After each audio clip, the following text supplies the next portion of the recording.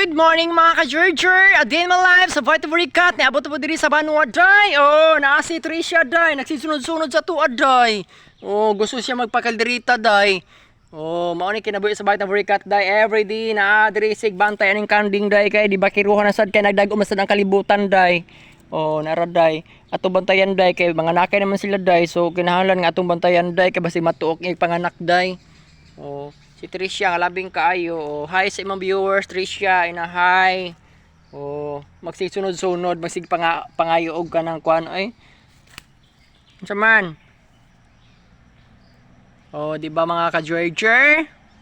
Oh, mo ni mga ka-Georger, busy ang bayot kay human naman siya dito sa tangkal sa baboy ug pamahog, narapos kanding kay nagdag-om na sa ang kalibutan. Oh. Nara si Julia, si Rosing, si Chloe, Maxi, og si Tricia. Tuwas balay si Mikay kay nag-wire siya ganina. Tuwa ni dagas babaw, wa mo kuyog di siyang panon. O di ba mga ka-Georger? Mao ni mga ka-Georger, ang kinabuhi sa bayot mga ka-Georger, mao ni kinabuhi sa bukid.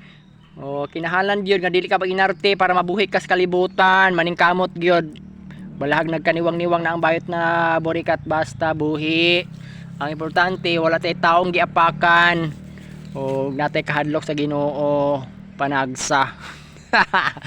Oh, thank you for watching mga ka-Georger. Please share my vlog and thank you for share